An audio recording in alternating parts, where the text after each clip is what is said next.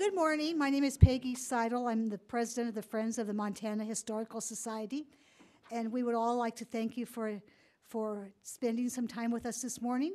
I'd like to introduce our speaker today, Brian Shovers. Brian is retired from the Montana Historical Society Research Center as the library manager 3 years ago. He began his career at Montana Historical Society in the fall of 1993 as a reference historian. Mr. Shovers launched his career in history during his 10-year tenure in Butte, where he studied mining history and served as president of the Butte Historical Society. He is the president of the Montana chapter of the Society for Industrial Archaeology and has written a number of articles for the Montana Historical Society magazine of Western history on a variety of topics. He is currently working on a book about the history of the timber industry in Montana and is an active member of the Last Chance Audubon. Mr. Shovers began brewing his own beer in Berkeley in 1972 and continues his practice today. Please welcome Brian Shovers. Thank you.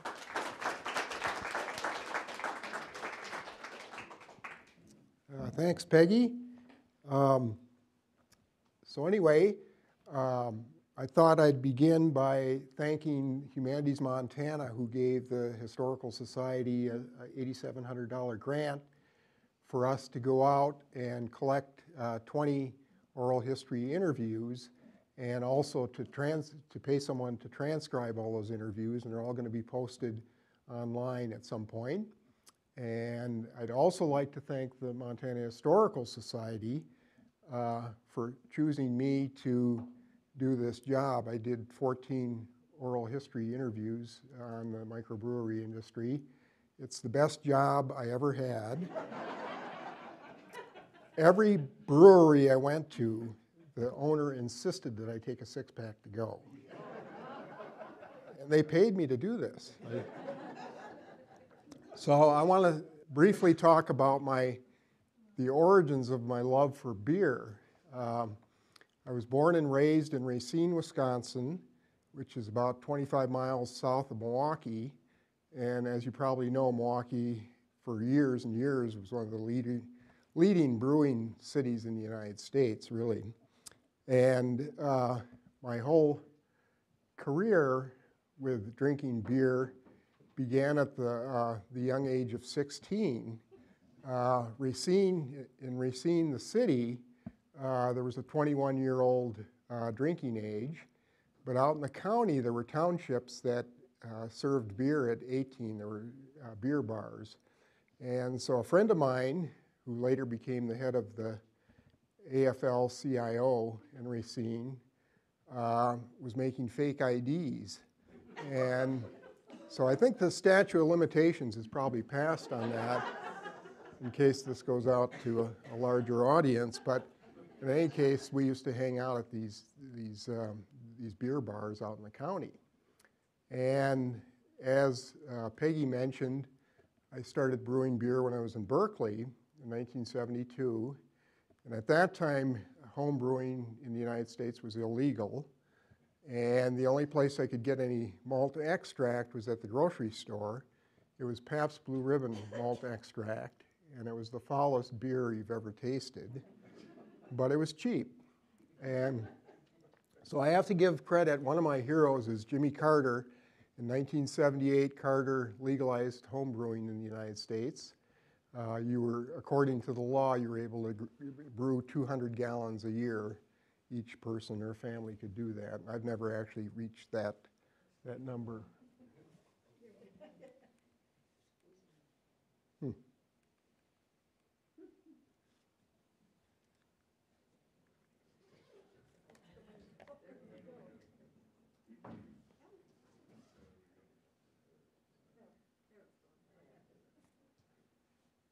Okay. So, I just want to give you a little bit of background on the importance of the craft beer industry in the United States. Nationwide in 1981, there were only 82 breweries. In 2017, there are over 5,300 breweries. The beer giants like Miller's, Coors, and Anheuser-Busch still hold 90% of the national market. And consolidation of their breweries has led to an increase, a 6% increase in prices of beer at the grocery stores. Craft breweries make up only 11% of the beer market.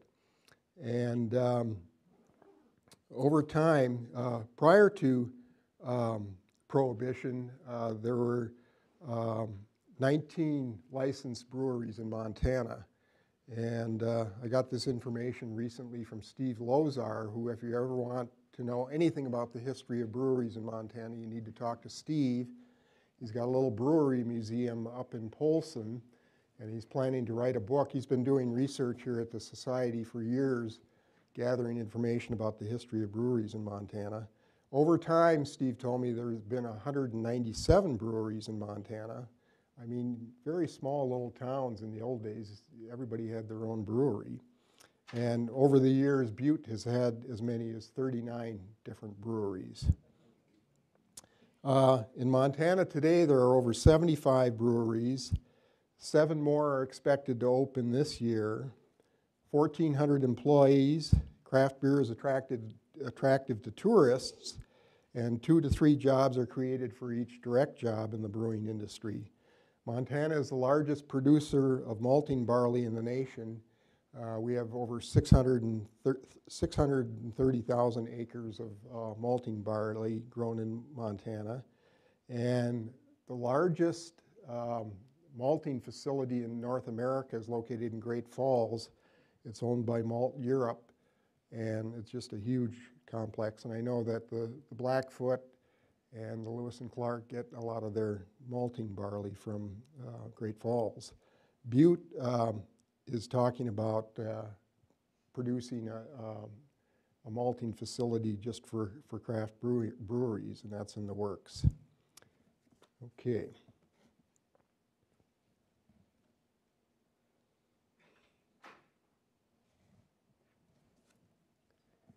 Whoops.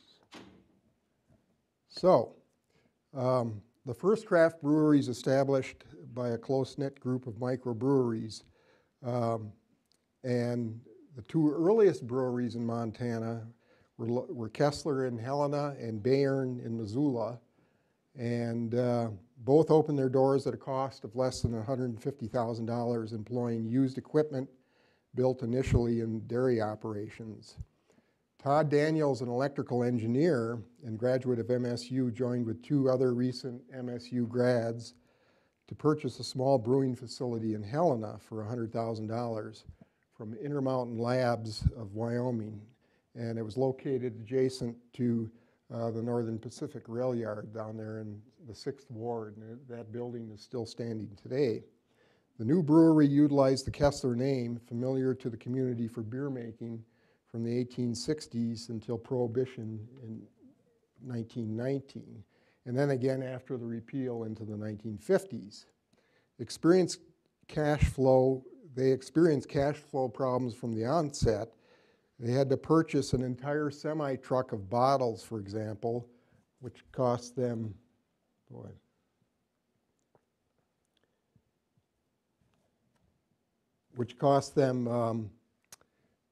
$10,000 up front, and half a truckload of grain, which would have been $5,000 up front.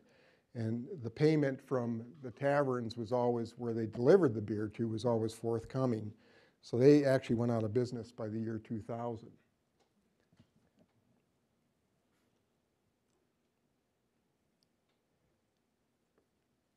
On August 6, 1987, Bayern opened its doors at a cost of $150,000 in Missoula, in the old Northern Pacific Depot.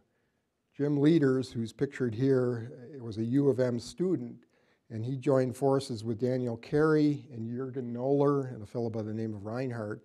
Both Noller and Reinhardt were experienced brewers from Bavaria who had been trained in the industry in Bavaria. Bayern is another word for Bavaria, actually. The Bayern Group organized the first Greater Montana Brewers Cup in 1989 in Caras Park, inviting craft brewers from California, Oregon, Washington, and Idaho. Bayern introduced Missoula beer drinkers to a wide variety of beer flavors and types, which continues to this day. Another very different brewery took shape in Missoula during the early 1990s called Big Sky.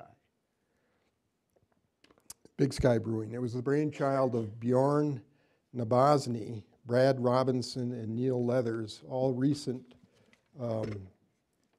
college grads and home brewers. And I might mention here that every brewery owner that I mentioned, or that I interviewed, actually got their start as home brewers. They purchased brewing equipment from a bankrupt Portland brewery for $300,000, but only after Bjorn, a recent graduate of the Business School, spent 6 months drafting a business plan and visiting established breweries in Seattle like Red Hook. Here's a picture of Bjorn. So Bjorn early on recognized that quality, consistency, and distribution were the two most vexing problems facing craft breweries. Bjorn spent months courting local tavern owners and distributors. When visiting rural Montana bars, Bjorn talked with owners about everything other than beer, and only after gaining their friendship broached the subject of his forthcoming beer, which finally took the unusual moniker of Moose Drool, a name and artistic creation of his mother, who dabbled in art. And this original drawing or painting is in the lobby there of the brewery in Missoula. By the time they tapped their first keg in 1993, Bjorn had recruited the two top distributors in Montana, Zip Beverage and Fun Beverage, and had been assured a tap in 65 bars in the Missoula area. And as you'll see as I go along, distribution is a major issue for all the craft breweries. Max Pigman, who's pictured here, started brewing at the Sleeping Giant, which was located underneath the brew house in Helena.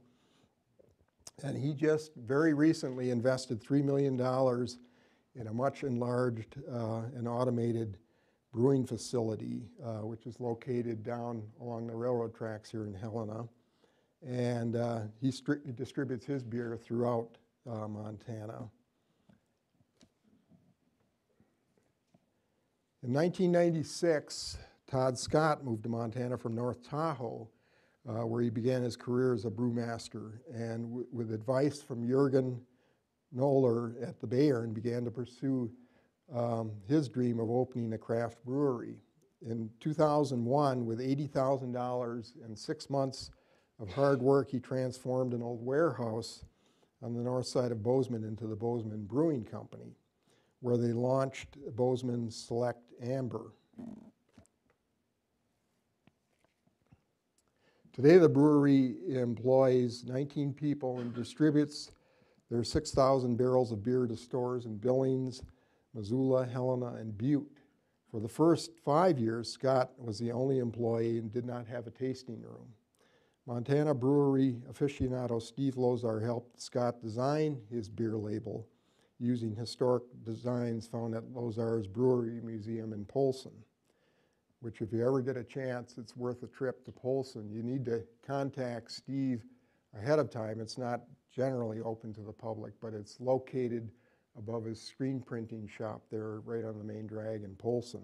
And he's got just the most incredible collection of old beer bottles, beer cans, beer labels, all kinds of memorabilia related to brewing in Montana. And the back bar and the bar itself come out of his grandfather's tavern, which was located in East Helena. It was called Lozar's, actually. Several years ago, Scott applied for and received a grant to place solar collectors on the brewery rooftop. And here's Scott with his solar array.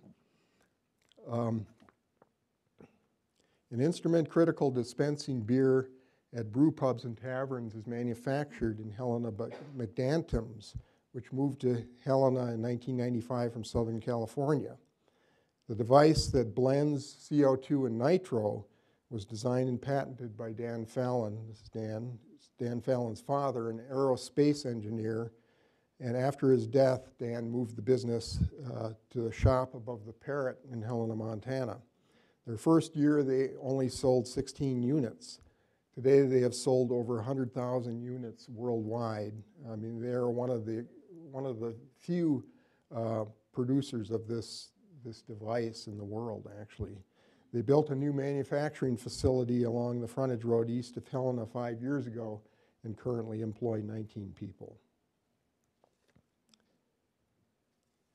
By the mid-1990s, the other dozen or so craft breweries discovered the major impediment to their success in Montana's antiquated laws related to distribution and retail sales. The Montana legislature crafted laws after the repeal of Prohibition intended to better control the consumption of alcohol, when in fact they constituted an enormous challenge to a fledgling brewery industry. The law set up a quota system for liquor licenses and a franchise act that granted distributors enormous power over those producing the product they sold. Today, a liquor license in Missoula could cost anywhere between $750,000 and $1 million. This made tavern owners across the state wary of any competition from brewers themselves. Montana law prohibited brewers from selling their product in a pub on the premises, and once a brewer signed a contract with a distributor, he lost all power to negotiate contracts with others. By 1995, Montana craft brewers, organized as the Montana Brewers Association, sought to change these restrictive laws. However, they misjudged the power of the distributors, tavern owners, and their lobbyists. After 2 unsuccessful legislative sessions, Todd Daniels decided to befriend Mark Staples, the chief lobbyist for the Montana Taverns Owners Association. In 1998, Daniels met Staples regularly for a beer at the Rialto Bar in downtown Helena for a friendly beer. After months of this effort, Daniels and Staples mapped out a legislative strategy and a bar napkin and recruited Helena legislator Hal Harper to implement the plan. So I should say here that Hal talked about how he got involved, and he was encouraged by his father, George Harper, who was a minister at St. Paul's Methodist Church here in Helena. And George was always very much against gambling. And a lot of the local bars by this time had become havens for gambling machines and large screen TVs and such. And the whole notion of neighbors and friends getting together in a bar to talk politics or just socialize had kind of disappeared. And so Hal was inspired by his father, George, to go to bat for this bill as a legislator. Harper recruited Jay Stovall, who had ties to both the distributors and tavern owners, to bring House Bill 442 forward. Compromises within House Bill 442 secured its support from both the distributors and tavern owners, and it finally permitted microbreweries to sell up to 48 ounces of beer between noon and 8 p.m. If the brewery produced less than 10,000 barrels annually. This new law promoted the creation of craft breweries across Montana. Today, almost 2 decades later, you will find a microbrewery in almost every town of any size, even in places as small as Libby, Stevensville, and Webo. The battle over production and distribution continues. Both the distributors and the tavern owners continue to challenge the rights of breweries to sell their own product, even though since the beginning, both accrue more profit from a barrel of beer than the maker. Early on, the brewer received $60 from the distributor for a barrel of beer that cost him $30 to produce, while the distributor sold that barrel to the bar owner for $120, and the bar owner turned around and sold that same barrel to customers for $360. Both the distributor and tavern owner accrued a much higher rate of return than the producer. Jim Leaders, who opened his organic Wildwood brewery in Stevensville in 2013, complained about current efforts to distribute his beer. His efforts to expand distribution of his beer have fallen on deaf ears, and his annual participation in the Garden City Brew Fest has been denied by the organizers last year, even though he recently won an award for the best beer in Montana. He struggles for shelf space in grocery stores with ever-expanding competition from other micros. The 2017 Montana legislature just passed a bill to allow craft breweries to produce up to 60,000 barrels while still selling their beer on premises. This is great news for Big Sky, who just passed 50,000 barrels a year. But antiquated laws are still hampering full economic development of the industry. Craft breweries and pubs have become a new gathering place for Montanans, especially with the decline of the neighborhood tavern as a place to talk and socialize with the advent of gambling and sports television. For thousands of years, humans have gathered in pubs to socialize. Beer is the place beer is a social lubricant, regardless of the culture. The brew pub represents a neighborhood hangout and a place where parents can even bring their children. It is a place to taste a wide variety of beers without a need to get drunk. Tourists often seek out the brew pub in towns they travel to to sample their wares and compare them. I think that the craft beer movement has been one of the more positive developments as it occurred nationwide in decades. And so that's all I have to say. Thank you.